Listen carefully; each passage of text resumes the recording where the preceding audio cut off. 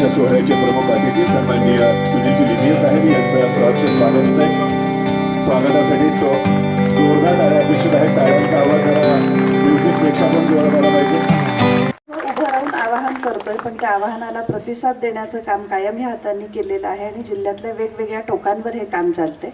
त्यामुळे तुम्ही सगळे इथं उपस्थित राहिलात, आधी तुमच्या सगळ्यांचं स्वागत करते। आता सुनील लिमये साहेबांविषयी म्हणजे असं वाटलं असेल की अरे हे निवृत्त अधिकाऱ्याने आज त्यांना का बोलवले, तर सुनील लिमये सरांचं एकदा काम ऐकल्यावर मग आपल्या लक्षात येईल की हा माणूस या कार्यक्रमासाठी किती योग्य होता। सुनील लिमये, बस नाम ही काफी है। वन प्रशासनातील अदबीनं घेतलं जाणारं नाव। एखादा वनाधिकारी कसा असावा याचा प्रत्यय लिमये सरांबरोबर काम करणाऱ्या प्रत्येकाला आलाय। मूळचे कोल्हापूरचे आणि गोखले महाविद्यालयातून विज्ञान शाखेची पदवी घेतलेले लिमये साहेब कोल्हापूरकरांसारखंच रांगडं व्यक्तिमत्व। उषाला राधानगरी आणि पायथ्याला दाजीपूर, त्यामुळं जंगल तुडवणं त्यांच्यासाठी नवीन नव्हतं। त्यातच MSc फॉरेस्टची पदवी घेऊन UPSCचा खडतर टप्पा पूर्ण केला। विभागीय वन अधिकारी म्हणून ते रुजू झाले। विभागीय वन अधिकारी म्हणून 2003 मध्ये ते साताऱ्यात रुजू झाले। काम करतोय तो परिसर माहीत असावा या उद्देशानं त्यांनी वीकली ऑफ घेतलाच नाही। शनिवार रविवार जे 2 दिवस त्यांना मिळायचे, हे 2 दिवस परिसर अभ्यास दौरा त्यांचा अगदी ठरलेला होता। त्यामुळे रुजू झाल्याच्या पहिल्याच वर्षी त्यांनी वणव्याच्या हंगामामध्ये साताऱ्यात प्रथमच वणवा विरोधी अभियानाची सुरुवात केली। लोकसहभागानं पथकं तयार केली। वडाचे मसवे प्रकाश झोतात आणून त्याच्या खेळणाऱ्या एकमेव कोळी आणि सरड्या जातीच्या प्रजातीला त्यांचं नाव दिले। आपल्या प्रशासकीय कार्यकालात वणवा विरोधी अभियान साताऱ्यात राबवून कास जागतिक वारसास्थळात कासचा समावेश करून 2 वर्षांपूर्वी साहेब रिटायर झाले।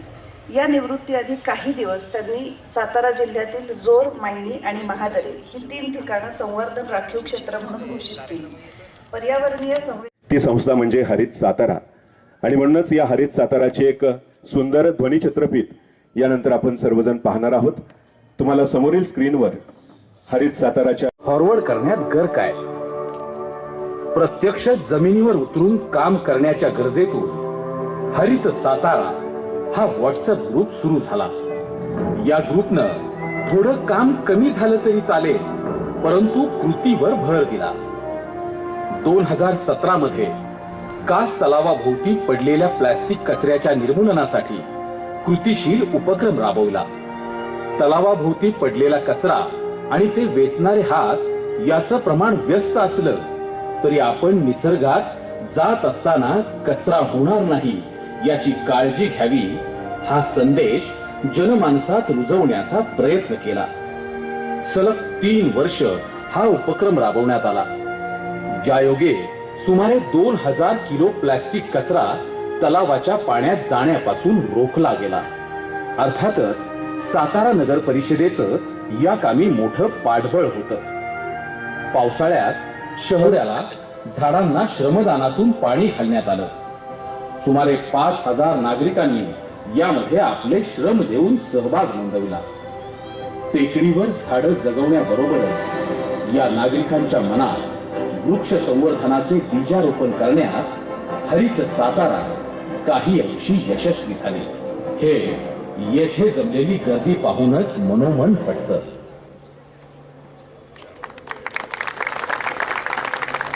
अनेक सामाजिक उपक्रम राबवले, शासनाच्या विविध योजना यशस्वीपणे त्यांनी सर्वसामान्यांपर्यंत नेऊन पोहोचवल्या। सेवानिवृत्तीनंतर देखील त्यांचं हे कार्य थांबलेलं नाही, आणि म्हणूनच हरित सातारा, सातारा शहर आणि परिसरातील या सर्व निसर्गप्रेमी नागरिकांना या पुढच्या काळामध्ये मार्गदर्शन करण्यासाठी मार्गदर्शकाच्या भूमिकेमध्ये ते सध्या आपल्या सर्वांच्या समोर उपस्थित आहेत। आणि याच आदरणीय वंदनीय व्यक्तिमत्वाचं मार्गदर्शन आजच्या या सोहळ्याच्या निमित्तानं आपण ऐकणार आहोत। मी टाळ्यांच्या गजरात सन्माननीय सुनीलजी लिमये साहेब यांना विनंती करतोय, आपलं मौलिक मार्गदर्शन या कार्यक्रमाच्या निमित्तानं व्हावं। टाळ्यांचा गजर करूयात सन्माननीय सुनीलजी लिमये साहेब। सातारा तसं पहिलं तर माझं जन्मस्थान जरी नसलं तरी माझ्या 35च्या सेवेमध्ये कोल्हापूरनंतर जर सगळ्यात चांगली जागा जर मला कुठली भेटली असेल तरी सातारा होती। आणि त्यामुळे साताऱ्याचं जे ऋण काही माझ्यावर आहे ते फेडण्यासाठी सुद्धा करायचं असेल की आज मी तुमच्याशी सगळ्यांची इथं बोलायला आलेलो आहे।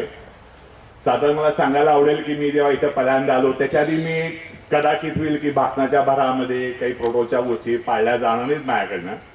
आधी मला सांगायला आवडेल की ज्यांनी एवढं सुंदर आवाजात सूत्रसंचालन केलं, फारच छान सुनील नावाचा झालं. त्याच्यानंतर उमेश भालचंद्र प्रगती, त्यांची माझी ओळख आज खरं पहिल्यांदा झाली, पण त्यांची दबंग म्हणून जेव्हा त्यांनी सांगितलं मला, तर नक्कीच जुने पेपर काढून मला बघायला लागेल दबंगगिरी कशी चालली आहे त्यांची. तर संदीप श्रोत्रेंशी झाली आणि जे आज तुम्ही सगळं हे हरित साताऱ्यासाठी काम करता आहात, या सगळ्यांच्या थोडाफार प्रमाणाच्या ओळखी आहेत माझ्या, त्या इथं सगळ्यांच्या होत गेल्या. सातारा एक तसं अतिशय सुंदर गाव. मी स्वतः कोल्हापूरचा आहे, पुण्याला बऱ्याचदा जायला लागायचं. आणि साताऱ्याची सगळ्यात छान ओळख म्हणजे डावीकडे गेलं तर 2 तासात कोल्हापूर, उजवीकडे गेलं तर 2 तासात पुणे. एवढं हे सुंदर गाव, एवढी रासलेली सुंदर भूमी. आणि आपण जसं म्हणतो की महाराष्ट्रामध्ये वनाधिकाऱ्यांना सगळ्यात काम करायला छान आवडत असेल तो आपला पश्चिम घाट आहे. आणि या साताऱ्यामध्ये काय नाही, म्हणजे 600 मिलीमीटर पर इयरच्या पावसापासून ते 6000 मिलीमीटरचा पाऊस ज्या भागात पडतो, इतकं सुंदर जे सातारा आहे ते तसं पाहिलं तर फॉरेस्ट वाचवायला फारसे तर काही करायची गरजच नाही आहे. मूळ आहे ते फॉरेस्ट आहे तसं राखणं, जंगल छान आपलं ठेवणं, तिथं झाडं तोड न उधणं, एवढ्या गोष्टी जरी साताऱ्यात आपण करत गेलो तरी साताऱ्यांना फारसं काही लागणार नाही. एक दैवी देणगी आहे साताऱ्यावर. तुम्ही मागच्या पावसाच्या ह्याच्यात बघितलं असेल, कोल्हापूर पाण्याखाली गेलं, सातारा पाण्याखाली गेलं. सातारा गेलं नाही, सांगली पाण्याखाली गेलं, पण साताऱ्यात काहीच झालं नाही. मग आपण म्हणतो काही काही गावांची महती असते, काही काही गावं चांगली असतात. आणि जेव्हा त्या गावातली लोक चांगली असतात, जसं तुम्ही आज सगळे इथं उत्साहानं जमलेला आहात, तर हे खूप काही गोष्टी आपल्याला करायला येतात. आज मी सगळ्यांशी बोलता होता, माझ्यासोबत सगळ्यांनी लक्षात आणलं ज्या गोष्टी संपूर्ण आज भारतभर, सगळ्या जगभर, सगळ्या राज्यात होत आहेत, तीच आपल्याकडे व्हायला लागलेली आहे. खूप ठिकाणी सिमेंटीकरण, प्रत्येकाला मोठे सुंदर रस्ते पाहिजे, प्रत्येकाला वेग पाहिजे, वेगानं जायचं आहे. तोडली जाणारी जी झाडं तोडली जातात ती झाडं, त्या जागी न लावणारी झाडं, किंवा जर लावायचीच असते तर थोडीफार झाडं लावली जातात. आज बघा सातारले जुने रस्ते जर बघितलं तर एवढी सुंदर वडाची झाडं मला वाटत नाही आणि कुठं असतील. ब्रिटिशांनी आपल्या देशाचं किती जरी नुकसान केलेलं असलं तरी टोपोशीट बनवणं, रेल्वे मार्ग टाकणं, खूप चांगल्या प्रकारे वडासारखी झाडं लावणं, एवढं कामं ते त्यांनी निश्चित केली आहे. आणि ते सांभाळायची जबाबदारी आहे ती आपल्या सगळ्यांची आहे. मग आता हे मी नेहमी बघत असतो की जी सगळी डेव्हलपमेंट होते, जो सगळा विकास होतोय, तो विकास आपल्याला नको आहे का? तो विकास पण पाहिजे आपल्याला, पण तो विकास कसा असायला पाहिजे, विकास कसा सस्टेनेबल असायला पाहिजे, एवढंच आपल्याला सगळ्यांना बघायचं आहे. आणि यासाठी कुठलं वेगळं नॉलेज आपल्याला नको आहे, कुठला वेगळा आपल्याला कोर्स करायची गरज नाहीये. बघा इथं मला छोटी मुलं पण दिसत आहेत. तुम्ही सगळे जे 5वी 6वी 7वीला शिकलेला असाल, ते एक नागरिकशास्त्र जर आपण फक्त लक्षात आणलं की जे तुम्हाला व्यवस्थितपणे राहण्यासाठी पाहिजे आहे, आणि एन्व्हायरमेंट सायन्स, परिस्थितिकेचा जो अभ्यास आहे तो आपल्या सगळ्यांना शिकवला गेलेला आहे. छोट्या छोट्या गोष्टीतून आपल्याला निसर्ग कसा वाचवायचा आणि आपण शाळेत पण शिकलेलो आहे. विशेषतः बघा लाईट, आपल्याला लाईट लागतो, कशापासून बनतो हा सगळा? पाण्यापासून, कोळशापासनं, न्यूक्लिअर पॉवरपासनं. मग तुम्हाला लाईट जर वाचवायचं असेल तर तुम्हाला नवीन त्यासाठी जाऊन लाईटची निर्मिती करायची गरज पडत नाही. घरात असलेले लाईटच नीट वापरणं, इनकॅन्डेसन लाईट न लावणं, ल्युमिनिसंट बल्ब लावणं, वेळेमध्ये ते बंद करणं, मॅक्झिमम सोलर पॉवर वापरणं, या सगळ्या गोष्टी तुम्ही स्वतः करू शकता. पाण्याचा वापर, पाण्याचा गैरवापर टाळणं. तुम्ही बघितलं आज लातूर सारख्या शहरामध्ये 15 दिवसात एकदा पाणी येते, सोलापूरला 8 दिवसात एकदा पाणी येते. आपण सातारकर नशिबान आहोत की आपल्याला रोज पाणी मिळतं. म्हणजे घरातला नळ उघडल्यानंतर त्या नळातनं पाणी येणं, याच्यासारखं जे सुख काही आहे ते मिळणारी फार कमी गाव आणि शहरं आज आहे. कोणीतरी म्हटलंय की 2 महायुद्ध तर होऊन गेली, तिसरं जर चुकून कधी झालं तर ते बाकी कशानं होणार नाही, ते फक्त पाण्यावर नव्हे. ज्याच्याकडं पाणी आहे ते सगळं पाणी पळवायचा प्रयत्न केला जाईल. मग पाणी राखायचं असेल काय करायला पाहिजे? आपल्याचे नद्या, नाले, ओढे हे नेहमी वाहते असायला पाहिजे. आपण बेला आज आपल्याला एवढं मोठं वरदान आहे, कासारखा तलाव आपल्याकडे आहे, काशी खोलीकरण केलेलं आहे, मोठं केलेलं आहे, पण बाजूबाजूच्या झाडांचं काय? ती झाडं सांभाळायची कोणी? आणि ह्यासाठी काय लागतं? तर आपल्याला हरित सातारा सारखी जी गोष्ट आहे, तुम्ही इथं जे जमला, या सगळ्यांचा एक प्रेशर ग्रुप असणं गरजेचं आहे. एखादी गोष्ट चुकीची घडली, बघा शासनाचं जेव्हा शासन चालतं, जेव्हा आपल्याकडे लोकशाही आहे, त्या बऱ्याचशा गोष्टी सरकार जे करायचं असतं ते करतं आपल्या ब्युरोक्रॅसी थ्रू.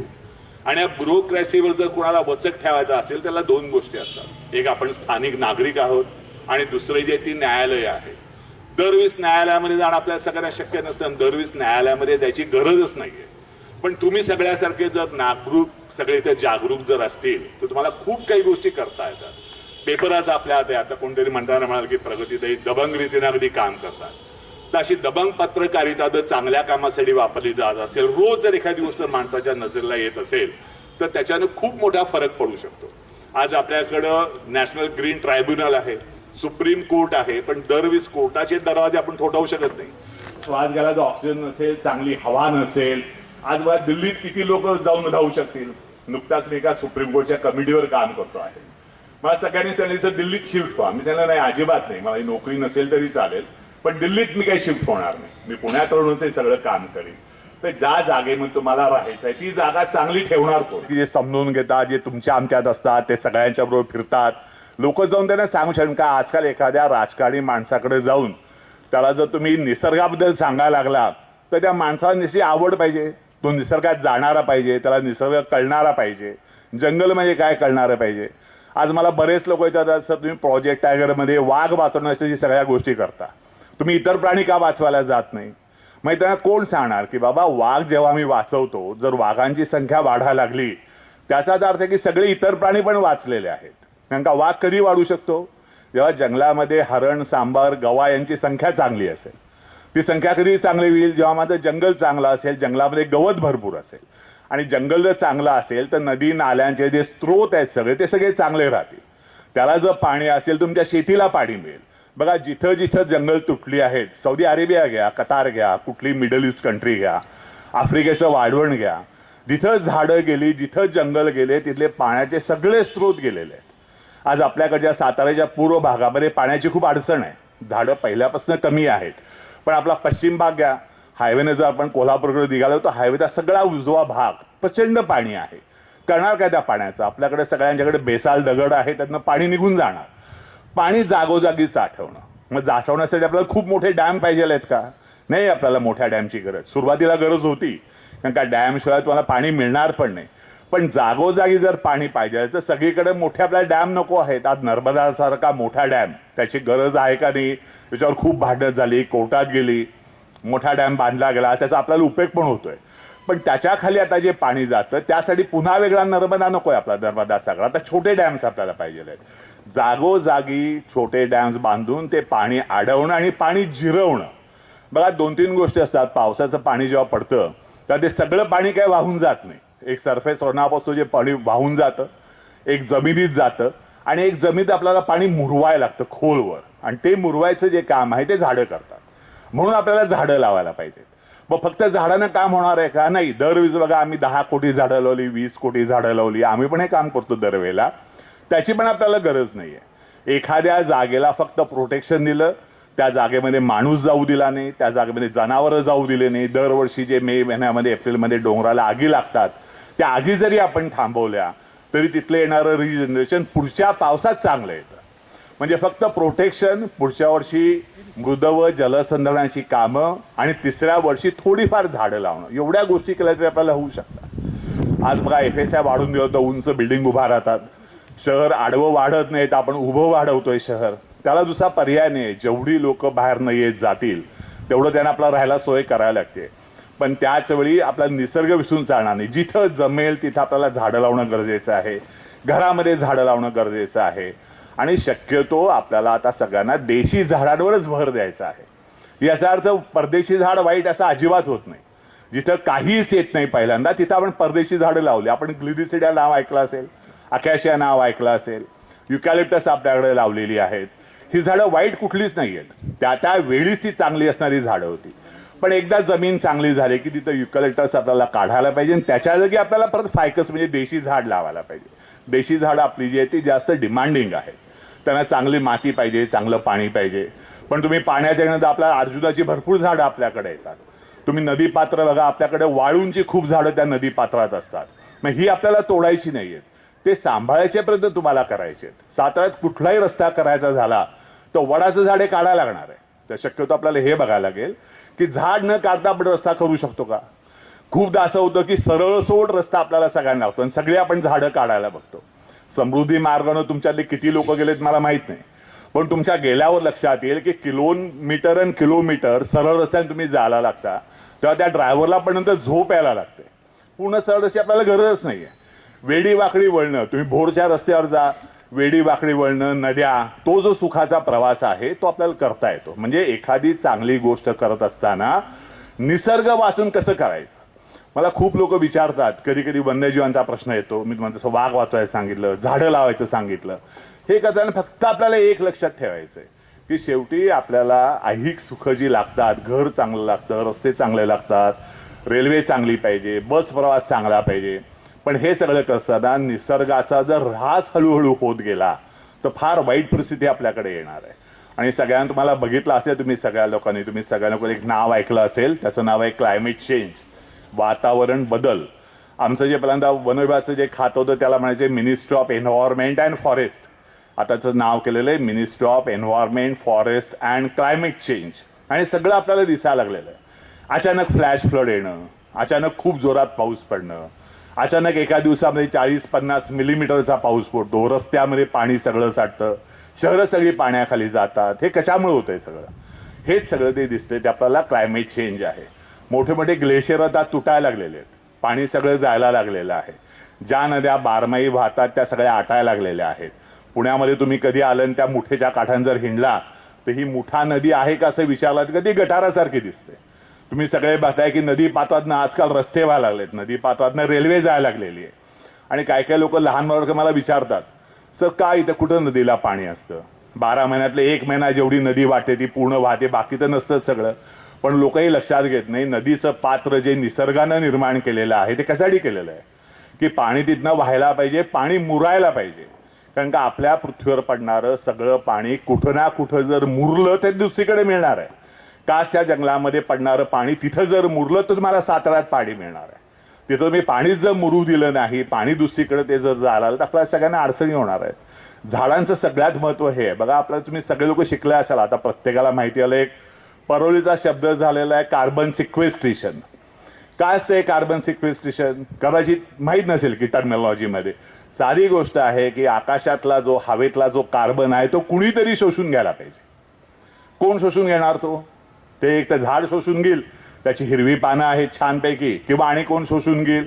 अल्गी किंवा प्लॅन्क्टॉन जे समुद्रात असतात. तुम्हाला सगळ्यांना माहिती आहे का की जेवढी झाडं आपल्याकडे कार्बन शोषून ऑक्सिजन देतात त्याच्या 100 पट कार्बन शोषून ऑक्सिजन देणारी ही सगळी अल्गी जी आहे ती सगळी समुद्रामध्ये आहे. प्लॅन्क्टॉन सगळी समुद्रात आहे. तर त्यांचं काम चालू आहे, पण आपलं काम ते आपल्याला करायला पाहिजे ना. आपल्याला जर पाहिजे असेल ते कार्बन जर साठवून बघा, तर मला सगळे लोक सांगतात की कार्बन फुटप्रिंट कमी करा. तुम्ही जेवढं जास्त तुमचा कार्बन फुटप्रिंट कमी कराल, जेवढा तुम्ही AC कमी वापराल. आपल्याला आजकाल बहुतेक सगळ्यांना साहेब, मला खूप लोक विचारतात की साहेब आम्ही एन्व्हायरमेंटमध्ये काय काम करू, आम्हाला काही वेगळं काम करायला पाहिजे का? तर काही वेगळं करायचं नाहीये. दिवे वेळेत बंद करा, वीज वाचवा, टिश्यू पेपर वाचवू नका, साधा हातरुमाल वाचवा. आता टिश्यू पेपर बघा, प्रत्येक सण मला टिश्यू पेपर ठेवलेलं दिसेल. प्लास्टिकचा वापर करू नका. बाजारात जेव्हा तुम्ही जाता एक पिशवी बरोबर घेऊन जा. जुन्या काळी आपले आई बाबा पिशवी घेऊनच बाजारात जात होते, प्लास्टिक नव्हते कधी नेत. प्लास्टिकच्या पाण्यामध्ये बाटलीमधलं पाणी पिऊ नका. ग्लास ठेवा, स्टीलचे ग्लास आहेत आपल्याकडे, ग्लास वापरा त्याच्यामध्ये. का प्लास्टिक किती हानिकारक आहे बघा. जी गोष्ट नॅचरली डिग्रेड होत नाही ती आपल्याला नकोच आहे या जगाला. सिमेंट कॉन्क्रीट बघा ना तुम्ही, सिमेंट हे नॅचरली डिग्रेड कधीच होत नाही. पूर्वीच्या काळी शिवाजी महाराजांनी जे किल्ले बांधले त्याच्यामध्ये काय होतं, आपल्याकडे चुनखडी होती, माती होती, गोंद होता. का होतं सगळं? की नॅचरली डिग्रेड असणाऱ्या गोष्टी आपल्याला वापरायच्या. आणि ही जर लाईफस्टाईल आपण सगळ्यांनी आचरणात आली, तुम्ही सगळ्या लोकांसाठी मी सांगतोय, तर आपाप तुमचं कार्बन फुटप्रिंट कमी होईल. एक असाच अभ्यास केला गेला होता की जर मला माझा आयुष्यातला माझं 75 वर्षाचं जर मी आयुष्य धरलं तर मी जेवढा कार्बन हवेमध्ये सोडतो तो कार्बन जर मला सगळा जर परत घ्यायचा असेल काय करायला पाहिजे? ते त्याने गणित लावलं, 50 वर्ष वाढतील अशी तू एक 14 झाडं लाव. ते जर लावलं तर ती 14 झाडं जेवढा काही कार्बन शोषून घेशील तो तुझ्या 75 वर्षाच्या आयुष्यामधला तू सोडलेला कार्बन असेल. प्रत्येकाला आपल्याला 14 झाडं लावणं शक्य आहे का? न केलेलं आहे. असं होत नाही. जेव्हा आपण ब्रिटिशांची ही पद्धत फॉलो केलेली आहे, आता ती बरोबर आहे, चुकीचं आहे, ॲडमिनिस्ट्रेटिव्ह सर्व्हिसची लोक आहेत. जेव्हा एखाद्या जिल्ह्याचा अधिकारी म्हणून काम करतो, तसे आमचे IFS अधिकारी, फॉरेस्ट डिपार्टमेंटचे अधिकारी म्हणून इथे येतात, ही त्यांची वैयक्तिक जबाबदारी व्हायला पाहिजे की एखादी गोष्ट जर नाही झाली, काही चूक झाल्या तर त्यासाठी या वरिष्ठ अधिकाऱ्यांना जबाबदार धरलं गेलं पाहिजे. जिल्ह्याचे महत्त्वाचे अधिकारी कोण आपण नॉर्मली बघतो? जिल्हाधिकारी असतात, मुख्य कार्यकारी अधिकारी असतात, पोलीस अधीक्षक असतात. फॉरेस्टचे बैल तर आमचे DFO असतात, ह्यांना जेव्हा वैयक्तिक ते आपल्याला सांगायला लागले, ह्याचा अर्थ असा नाही की त्यांच्यावर ब्लेम ठेवायचा आहे. आपण आपल्या लोकांनी प्रेशर करून दरवेळी त्यांना भेटायला पाहिजे, त्यांना सांगायला पाहिजे की सर ही गोष्ट तुमच्याकडनं एक्सपेक्टेड आहे, आम्हाला ती होत नाही तुमच्याकडनं. आणि हे सांगणं म्हणजे आपण काही चूक कर देणं का, आपण सगळे शिकले सवरलेले सुजाण लोक आहात. पण तरीच होतं हे सरकारी काम आहे, कोण सरकारी सांगणार. आज मी एखाद्याला सांगितलं त्यानं माझ्या जो डूक धरला तर काय होईल, मला पुढं त्रास होईल. आणि हे न होण्यासाठी तुमच्याबरोबर प्रगतीताई सारख्या पाहिजेत की ज्या पेपरमध्ये लिहितील. किती आपल्याला बघा आजकाल तुम्हाला सगळ्यांना माहिती आहे सोशल मीडिया, मग ती ऑडिओ असो किंवा व्हिडिओ असो, वारंवार जेव्हा तुम्ही एखादी गोष्ट त्यातनं बघता त्याचा खूप चांगला परिणाम होतो. आम्हाला खात्री हे जर सगळं आपल्याला करायचं असेल तर तुम्ही सगळ्यांनी एक छानसा जो आता हरीश साताराचा ग्रुप चालू आहे तो एक चांगला प्रेशर ग्रुप बनवा. एक आपल्याला माहिती आहे का आज एक आमदार आपल्या बरोबर आहे जे ऐकतील, जे समजावून घेतील, त्यांना बरोबर घ्या. आज शिवेंद्रराजे आहेत, उद्या आणखी कुणाला तो मिळेल, ह्यांना गरजेचं आहे. कारण काय आलं बघा आपल्या या लोकशाहीमध्ये राजकारण, ब्युरोक्रासी, मीडिया हे सगळ्यांना बरोबर ठेवावं लागतं. आणि हे सगळे जेव्हा बरोबर होतील त्यावेळेला तुम्हाला एखादं काम जे आहे ते चांगलं करता येईल. आणि मला खात्री आहे की आपण सातारकर खूप चांगल्या गोष्टी आपण केलेल्या आहेत सगळ्या लोकांनी. आम्हाला सगळ्यांना तुम्हाला सगळ्यांना माहिती असेल की 1952ला ज्या हेल्सिंकीमध्ये पहिलं इंडिव्हिज्युअल मेडल घेतलं गेलं खाशाबा जाधवांनी. आहे साताऱ्याचे पण मी कोल्हापूरचा आहे, त्यांचा पुतळा कोल्हापूरला आहे, तर मी अजूनही सगळ्यांना सांगतो ते कोल्हापूरचे आहेत म्हणून. पण कोल्हापूर असो वा सातारा असो आपल्याकडे खूप नवीन गोष्टी केलेल्या चांगली लोक आहेत. आणि हे तुम्ही सगळं पुढे नेऊ शकाल का. मला इथं खात्री आहे माझे जे सगळे इथं मित्र बसलेले आहेत सगळे तरुण, आता मी तरुण तरी कसं म्हणू म्हणा, सगळे 60त पोचलेले आहेत. पण 60त असलेले तरुण आहेत, 50शीत असलेले तरुण आहेत, तुम्ही सगळे लोक इथं आहात, नव्या पिढीतली सगळी माणसं आहेत. तुम्ही जर सगळ्यांनी जर ठरवलं तर विकास आणि आपलं जे एन्व्हायरमेंट आहे, इकॉलॉजी आहे, तर तुम्हाला सगळ्यांना सांभाळता येईल. आज ज्या लोकांनी इथं बक्षिसं मिळणार आहे, ज्यांचा सन्मान केला जाईल, तुम्ही सगळ्यांना एक सांगतो, जेव्हा तुम्ही एखादा सन्मान घेता, जेव्हा एखादा पुरस्कार घेता, तेव्हा हे लक्षात ठेवा ते तुमची जबाबदारी वाढवतो. तेव्हा तुम्हाला एखादी गोष्ट ज्या दिलेली असते, तसं सुनील भोईटला आज मी इतकी वर्ष ओळखतो आहे. मी जेव्हा इथं साताऱ्यामध्ये आलो होतो 2003ला, त्यावेळेस आम्ही पहिल्यांदा वणवा विरोधी अभियान राबवलं होतं, त्यावेळी सुनील माझ्याबरोबर काम करत होता. आज 20 वर्ष होऊन गेली, पण आम्ही एकमेकांच्या टचमध्ये आहोत, एकमेकांशी बोलतो. का एखादी गोष्ट झाला तर सुनील मला सांगतो. इथली बरीचशी मंडळी अशी आहे. तर माझी विनंती एवढी आहे की तुमचा हा हरीश साताराचा ग्रुप जास्त ॲक्टिव्ह होऊ दे, सगळे एकत्र राहा. विकास होणार, विकासाबरोबर निसर्गाचं नुकसान व्हायची जास्त शक्यता आहे, ती आपल्याला कमीत कमी कसं करता येईल. पण मी ज्या तुम्हाला काही गोष्टी सांगितल्या मी सगळ्यांना सध्या कृपा करून पाळा. टिश्यू पेपरचा वापर कृपा करून बंद करा, प्लास्टिकचा वापर कृपा करून बंद करा. घरात इनकॅन्डेसन लाईट लावायच्या आपल्या सगळ्यांना सिस्टीम दे. खूप आपल्याला ते वातावरण सगळ्या अंधारण घरात छान अशी दिवे लावून आपण जेवण करतो आहे, त्याची गरज नाही आपल्याला. त्या जर गोष्टी तुम्ही करा. एअर कंडिशनचा कमीत कमी वापर. का मी रेल्वेत सुद्धा बघतो की एअर कंडिशनमध्ये लोक ब्लँकेट घेऊन झोपलेले असतात, मरणाचं थंड केलेलं असतं. जे आपल्याला सगळ्यांना माहिती आहे की 26 डिग्री जर टेम्परेचर ठेवलं तर आपण शांतपणे झोपू शकतो, ब्लँकेटची गरज पडत नाही, वीज वाचवली जाते. अशा खूप गोष्टी तुम्हाला करता येतील. मला खात्री आहे तुम्ही सगळे कराल. आणि जेवढं मला तुम्हाला सांगायचं ते आपण सांगितलं. खूप अशा गोष्टी सांगण्यासारख्या आहेत की ज्या तुम्ही म्हणाल अरे हे सर आम्हाला तर माहिती होतं. आणि मी हेच सांगतोय की आपल्याला पर्यावरण वाचवण्यासाठी नवीन काही करायचं नाही आहे. जे लहानपणी आपण शिकलो होतो ते पुन्हा फक्त तुम्हाला सगळ्यांना अंमलात आणायचं. आणि आता प्रेशरशिवाय कुठली गोष्ट होणार नाही. तर मला खात्री आहे की हरीश साताराचा हा ग्रुप छान असाच प्रेशर ग्रुप म्हणून काम करेल. आणि आपल्याला एवढी लिबर्टी साताऱ्यामध्ये आहेत की जे लोकप्रतिनिधी आहेत त्यांना अजिबात सोडायचं नाही. त्यांच्या मागं लागणं, त्यांच्या गोष्टी करून घेणं, त्यासाठी त्यांना समजून देणं पण तेवढंच गरजेचं आहे. जेवढं तुम्ही त्यांना समजावून सांगाल, आम्हाला खात्री आहे की सातारा आणि सातारकर हे पर्यावरण वाचवण्यासाठी आणि हरित साताराची ही संकल्पना हळूहळू वाढत जाऊन खाली कोल्हापूर, पुणे आणि हरित महाराष्ट्राचा पण एक मोठा प्रेशर ग्रुप तयार होईल अशी आशा निर्माण करतो. मला इथे सगळ्यांनी एवढ्या प्रेमानं बोलवलं का पहिल्यांदा जेव्हा मला कन्हैयाचा फोन आला की सर तुम्हाला यायचंय 5 जून. लोकप्रिय आमदार आवर्जून या सुंदर सोहळ्यामध्ये सहभागी झालेले आहेत.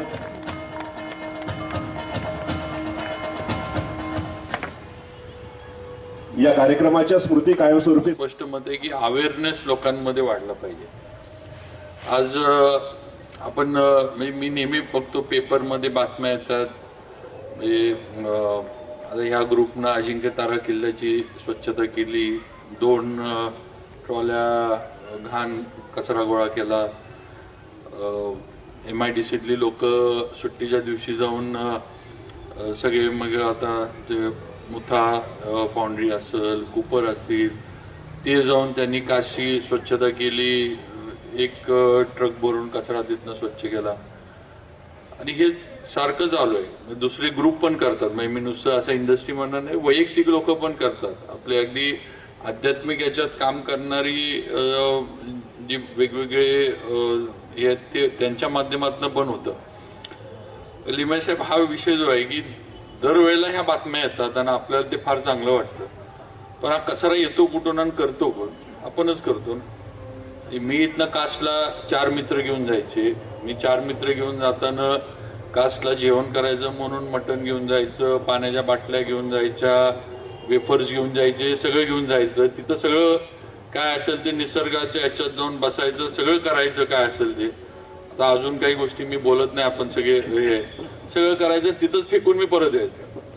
माझं म्हणणं आहे की एक साधी गोष्ट आहे, तुम्ही जे नेताय ते परत पॅक करून आहे त्या अगदी प्लॅस्टिकची पिशवी म्हणतो तुम्ही नेली असं, त्यात सगळं भरा आणि खाली घेऊन या ना कचरा कुंडी, किंवा ज्या दिवशी दुसऱ्या दिवशी घंटा गाडी तुमच्या येतील त्या घंटा गाडीत टाका. त्याची विल्हेवाट नीटनेटकी काय असेल ती लागल तरी. म्हणजे हा जो अवेअरनेस आहे हा मला वाटतं खरं म्हणजे लोकांमध्ये वाढला पाहिजे की क्लायमेट चेंज आणि ह्या सगळ्या गोष्टी ज्या व्हायला लागल्या ह्याला पोल्युशन जे कारणीभूत आहे ते पोल्युशन आपणच करतोय, आपणच घाण करतोय, आपणच सगळ्या निसर्गाचा जे काही ऱ्हास चालू आहे तो आपणच करतोय, ही वस्तुस्थिती आहे. आणि म्हणून या सगळ्याच्या बाबतीमध्ये म्हणजे याचा उल्लेख मगाशी लिमये साहेबांनी केला की नागरिक शास्त्र म्हणजे सिविक्स हा जो अगदी छोटं पुस्तक आपल्याला शाळेत होतं, सगळ्यात कमी आपल्या आई वडील त्या पुस्तकाबद्दल आपल्याला सांगायचे, कारण मार्कच नसायचे त्याला आणि ते पास होण्यासाठी काय महत्त्वाचं नसायचं. मला वाटतं आता सगळ्यात जास्त मार्क त्या सिविक्सला ठेवले पाहिजेत की नागरिक म्हणून आपल्या जबाबदाऱ्या काय आहेत. सगळं प्रशासन, कलेक्टर आणि सगळं शासनानं करावं, पण मी गाडीतनं काच खाली करून पाणी पिऊन झालं की बाटली बाहेर फेकून देणार. मी गाडीत बसलो असलो, हायवेला चाललो असलो की हात पुसून टिश्यू पेपर बाहेर फेकून देणार. माझ्या गाडीत काय घाण नको, पण मी रोड सगळा इथनं मुंबईपर्यंत घाण करत जातो. आणि माणिकचंद वगैरे हे तर बॅन आहे, पण ते खाणारी बॅन असताना पण खाणारी लोक भरपूर आहेत. त्यांचा पराक्रम सगळ्या रस्त्यानं आपण बघतच असतो. कधी कधी आपल्या पण गाडीवर तो काचेतनं त्यांनी केलेलं पराक्रम आपल्या गाडीवर पण उडतो. ही वस्तुस्थिती आहे ही. आणि ह्या गोष्टीचा अवेअरनेस पाहिजे की हे कुठंतरी आपण आपली जबाबदारी म्हणून काही गोष्टी लक्षात घेतल्या पाहिजेत की नागरिक म्हणून आपल्या काही जबाबदाऱ्या आहेत आणि त्या आपण जर मला वाटतं पाळल्या, आपण जर नीटनेटक्या हे केल्या तर बरंचसं क्लायमेट चेंज असू दे, पर्यावरण असू दे, ह्याचं पण दुरुस्ती, सुधारणा ही होऊ शकते.